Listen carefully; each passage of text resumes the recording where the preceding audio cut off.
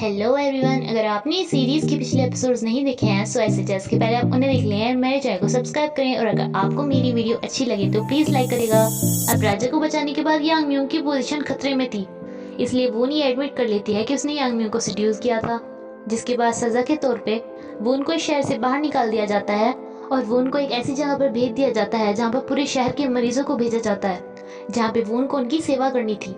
लेकिन ये सब भी राजा के लिए बहुत था कि कम से कम उसे टॉर्चर तो नहीं किया जा रहा है, इसलिए वो रानी दुआगर से आके थैंक्स कहता है। लेकिन रानी दुआगर कहती हैं कि उन्होंने राजा पे ये जो एहसान किया है इसके बदले में आगे चलकर राजा को उनकी एक रिक्वेस्ट माननी होगी, चाहे वो कुछ भी हो। एंड राजा इसके लिए मान जाते हैं। जल्द ही सूर्य ग्रहण लगने वाला था जिसके लिए राजा को पूजा करनी थी, क्योंकि सूर्य ग्रहण वाले दिन चांद सूरज को ढक लेता है और सूरज को राजा का प्रतीक माना जाता है, जिसकी वजह से ये मान्यता है कि राजा की लाइफ में कुछ डिफिकल्टीज आ सकती हैं इस टाइम पे। सभी मिनिस्टर राजा से रिक्वेस्ट करते हैं कि जब तक वो उनको उस जगह पे ना भेज दिया जाए तब तक यांग म्यूंग को उसके घर पर ही बंद कर देना चाहिए, कभी वो उसे बचाने के लिए चला जाए। एंड सभी के रिक्वेस्ट करने पर राजा भी इसे मना नहीं कर पाते और सैनिकों को भेज दिया जाता है यांग म्यूंग को उसके घर पे ही रखने के लिए। सभी मिनिस्टर काफी ज्यादा खुश थे क्योंकि राजा उनके कहे से चल रहे थे। लेकिन मिनिस्टर ऑफ फाइनेंस तो वू के ही बारे में सोच रहा था, क्योंकि उसे वू की ब्रेवरी बहुत ज्यादा अच्छी लगी थी जब वो निडर होकर बोल रही थी। वू से राजा लास्ट टाइम जेल में मिलने के लिए आते हैं एंड वो उनको कहते हैं कि तुम सही थी, मैं बहुत ज़्यादा कंफ्यूज था तुम में और उस लड़की में, लेकिन अब मुझे पता चल गया है कि मैं तुम्हें सिर्फ उस लड़की की वजह से देखता था, क्योंकि मैं तुम में उसे देखता था। इस बात को सुनकर वून को काफ़ी ज़्यादा बुरा लगता है एंड राजा कहते हैं कि तुम्हारे यहाँ से चले जाना ही ठीक है। एंड वून भी एक्सेप्ट कर लेती है। राजा पूछते हैं कि क्या तुम्हें मुझे कहना है, लेकिन वून उसे कुछ नहीं कहना चाहती थी। अब राजा कहते भी हैं कि अगर तुम्हें मुझे ब्लेम करना है तुम कर सकती हो, लेकिन वून को अब उसे कुछ नहीं कहना था और राजा को काफी बुरा लगता है। राजा ने हिम्मत करके ये सब उनको बोल तो दिया था, लेकिन राजा को खुद भी इसके लिए बहुत ज्यादा बुरा लग रहा था। बट ये सब बोलना वो उनको जरूरी भी था, जिससे उसे राजा से दूर होने पर ज्यादा दुख ना हो। मिनिस्टर अब तक यही सोच रहा था कि उसने वो उनको आखिर देखा कहाँ है। तभी उसे वो उनके तेवरों में आरी दिखाई देने लगती है, जिसके बाद वो बहुत ज्यादा डर जाता है, क्योंकि आरी ने उसे धमकी दी थी कि आखिर में उसे चांद की चांदी मार डालेगी। बोक्योंग अपना मेकअप कर रही होती है, जहाँ पर उसे फिर से रोने की आवाज आती है। वो अपनी मेड से पूछती है, लेकिन उसे आवाजें नहीं आ रही थी। तभी बोक्योंग को शीशे में वून दिखने लगती है, जिसपे वो बहुत ज्यादा डर जाती है। और आज तो बोक्योंग के साथ साथ रानी दुआगर को भी आवाजें सुनाई दे रही थी, लेकिन जब वो अपनी मेड से पूछती तो उसकी मेड को भी कोई आवाज नहीं सुनाई दे रही थी। देन रानी सोचती है कि ये आवाजें हिडन मून बिल्डिंग से ही आ रही होंगी, जहाँ पर क्राउन प्रिंसेस वून रहा करती थी। नोक्योंग को फिर से अजीब फील होता है एंड वो कहती है कि जिस डेस्टिनी को लोगों ने अलग करने की कोशिश की थी उसे हेवन मिलाने की कोशिश कर रहा है। लेकिन नोक्योंग को पता था कि अगर ऐसा हुआ तो कोई भी इससे बच के नहीं रह पाएगा। प्रिंसेस ये सोच के परेशान थी कि आखिर कौन डॉक्टर के पास वो उनके बारे में पूछने के लिए आया था। एंड वो तब का भी टाइम याद कर रही थी जब वो उनके ऊपर वो टोना टोटका हुआ था और रानी दुआगर ने आके उसे कहा था कि अब सब कुछ ठीक हो जाएगा, जो कुछ भी तुम चाहती हो वो होगा। ये सब सोच के प्रिंसेस सो जाती है। नेक्स्ट डे से पता चलता है कि यूं वापस आ गया है राजा की तबीयत के बारे में सुन के। रानी दुआगर और नवाजों के बारे में मिनिस्टर प्रोफेसी को बताती है, जो कि रानी को कहता है कि ये सब कुछ सूर्य ग्रहण की वजह से हो रहा होगा, क्योंकि सूर्य ग्रहण के होने पर बहुत कुछ चेंज होने लगता है। रानी मिनिस्टर ऑफ प्रोफेसी से इसका कोई सोल्यूशन मांगती है और इसे ये बात किसी को भी मनाने से मना करती है। नोक्योंग से भी मनाने को मना करती है। रानी दुआगर को लग रहा था कि वो वून की आत्मा की आवाज है जो रोती है, जिसपे मिनिस्टर उसे एक फॉर्मूला बताता है। सियोल और जांगशील वून से मिलने के लिए जाना चाहती थी, लेकिन सैनिकों ने मना कर रहे थे। जांगशील काफी रिक्वेस्ट भी करती है, लेकिन वो फिर भी नहीं मानते। लेकिन नोक्योंग को पता था कि उन्हें कैसे मनाना है, इसलिए उन्हें पैसे दे देती है, जिसपे वो एकदम से मान जाते हैं। लेकिन अंदर कोई एक ही जा सकता था, जिसपे नोक्योंग जांगशील और सियोल को मना कर देती है वहाँ पे भेजने से और खुद जाती है वो उनके पास। लेकिन इस बार वो उनकी हालत बहुत ज्यादा खराब थी। नोक्योंग उनसे पूछती है कि क्या वो सहन करने लायक था, लेकिन वो नोक्योंग को सॉरी कहती है क्योंकि उसके वजह से बहुत ज्यादा टेंशन में आ गई थी। नोक्योंग उनको बताती है कि मेरी बहुत अच्छी फ्रेंड थी, जो कि तुम्हारी तरह ही टफ और ऑनेस्ट थी, जिसे मैंने लास्ट टाइम इसी जगह पे देखा था और उसने मुझे तुम्हें बचाने के लिए कहा था। वून पूछती है कि क्या वो मेरी मॉम थी, लेकिन नोक्योंग मना कर देती है। नोक्योंग को काफी ज्यादा बुरा लग रहा था कि वो वून को बचा नहीं पा रही है। दूसरी तरफ कुछ शमन लड़कियां वून के बारे में बहुत ज्यादा बुरा बोल रही होती है और सियोल ये सब कैसे सुन सकती थी। इस सब से डर के सारी लड़कियां वहां से भाग जाती हैं। नोक्योंग वून को काफी इंकरेज करती है एंड उसे इनडायरेक्टली वे में कहती है कि अब तुम्हें ही अपना आंसर ढूंढना है। वून को ये समझ में नहीं आ रहा था कि नोक्योंग किस बारे में बोल रही है, लेकिन नोक्योंग कहती है कि तुम्हारा सामना अब किसी भी सच से हो, तुम्हें बस ये सोचना है कि तुम सबसे ज्यादा स्ट्रांग हो। लेकिन बाद में नोक्योंग सोचती है कि एंड में तुम मुझे कभी माफ नहीं कर पाओगी, ये सब बोल के जब न्योक्योंग वापस आती है तो सियोल उससे गुस्से में पूछती है कि तुम ऐसे ही उसे छोड़ के कैसे आ सकती हो, लेकिन नोक्योंग कहती है कि ये उसकी डेस्टिनी है। इस पे तो सियोल को बहुत ज़्यादा गुस्सा आ जाता है और वो कहती है कि ये सब तुम्हारे साथ नहीं हो रहा है ना, इसलिए तुम ये बोल रही हो। लेकिन नोक्योंग कहती है कि चाहे हम चांद को कितनी छुपाने की कोशिश कर लें, लेकिन एंड में उसकी लाइट से सबको पता ही चल जाता है उसके बारे में। सियोल नोक्योंग से पूछती है कि उसके कहने का ये मतलब क्या है, जिसपे नोक्योंग कहती है कि अब वो टाइम दूर नहीं जब सबको सच्चाई का पता चल जाएगा, बस हमें तब तक वेट करना है और अब सब कुछ वो उनके ही हाथों में है। राजा काफी ज्यादा परेशान थे कि वो यहाँ से जा रही थी और वो उसे देख भी नहीं पा रहे थे। इस पे इनुज कहता है कि क्या मैं आपके लिए फिर से स्नोमैन बना के लाऊं। इनुज राजा को इनडायरेक्टली वे में कह रहे थे कि उसे वून को देखने के लिए भेस बदल के जाना चाहिए, जैसे कि वो हमेशा जाते हैं। सैनिक वून को महल से लेकर के ले जा रहे थे, जहाँ भी राजा भी उसे भेस बदल के देखने के लिए आए थे, लेकिन जब वून पीछे पलटती है तो एकदम से छुप जाते हैं और राजा बहुत ज्यादा उदास थे। रानी को जब ये पता चलता है तो उसे काफी गुस्सा आता है कि उस लड़की को बस ऐसे ही यहाँ से भेज दिया गया क्योंकि रानी उसे अपने तरीके से पनिश करना चाहती थी। एंड जब उसकी मेड उसे ये बताती है कि वून के यहाँ से जाने से पहले राजा जेल में गए थे उसे देखने के लिए, तब तो रानी का गुस्सा चरम सीमा पे पहुंच जाता है। तभी वो शीशे में वून को देख लेती हैं और पागलों की तरह वो शीशा फोड़ देती हैं क्योंकि उन्हें बहुत ज्यादा डर लग रहा था और गुस्सा भी आ रहा था, और खुद के ही हाथों में चोट लगवा लेती हैं, जिसके लिए डॉक्टर को बुलाया जाता है। जब राजा उस डॉक्टर को देखता है तो राजा को भी सबके बारे में पता चलता है कि रानी को चोट लगी है।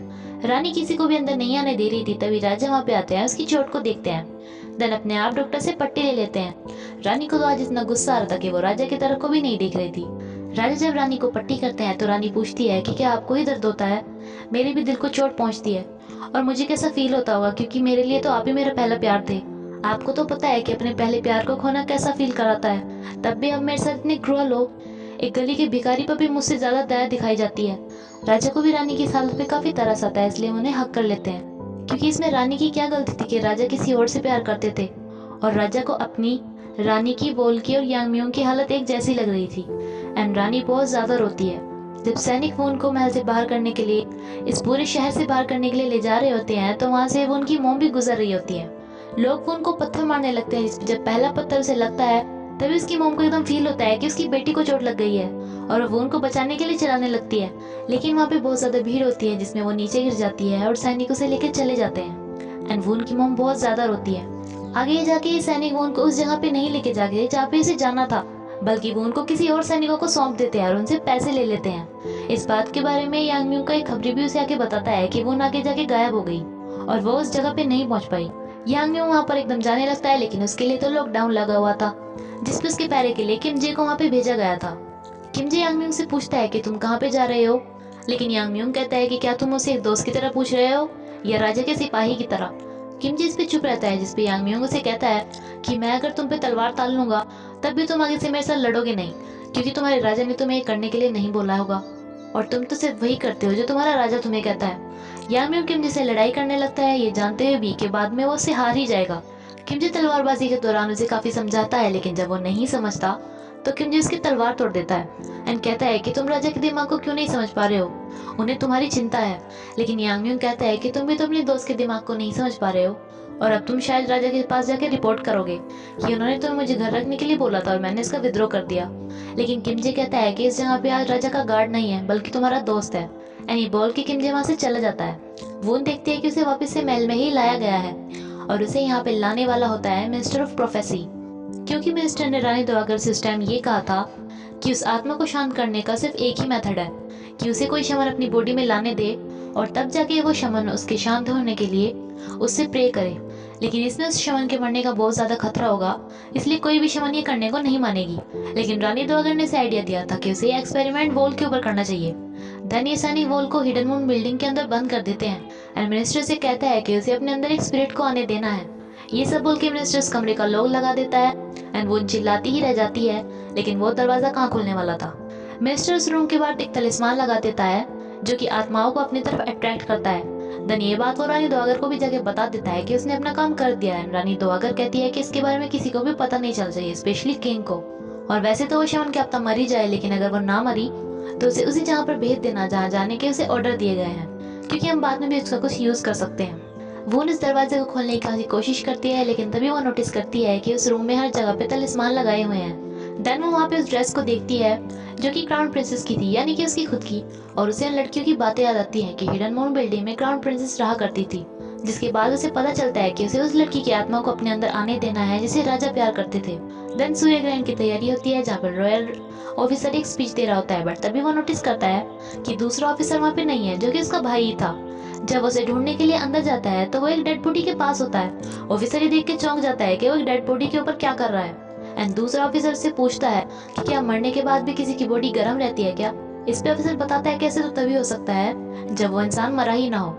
इससे अफसर को आइडिया आता है और वो जाके सब राजा के आगे बताता है कि बोन की बीमारी का कोई भी कारण नहीं था और उसे एकदम से चेस्ट में पेन होने लगा था और सांस लेने में तकलीफ होने लगी थी। इससे राजा को पता चलता है कि वो कोई अलग ही बीमारी थी। ऑफिसर बताता है कि ना तो उसे कोई जहर देने का सबूत मिला है और ना ही उसके मर्डर का, लेकिन उसके डॉक्टर ने बताया कि उसके मरने के बाद भी उसकी बॉडी वार्म थी लेकिन उसके सांस रुक चुके थे। राजा उसे सभी ऑफिशियल्स पर नजर रखने के लिए कहता है।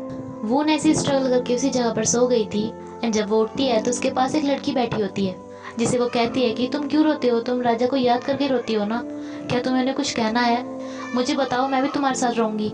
एंड जब वो लड़की पलटती है तो वो चौंक जाती है, लेकिन ये सब कुछ उसका एक सपना था क्योंकि वून की आत्मा तो तब आती जब वून की आत्मा होती। दूसरी तरफ राजा सूर्य ग्रहण की प्रे स्टार्ट कर देते हैं एंड मिनिस्टर तो यही सोच रहा होता है कि रूम में आके क्या हो रहा होगा, क्योंकि इसके हिसाब से वो आत्मा वून के अंदर सूर्य ग्रहण के दौरान ही एंटर करने वाली थी।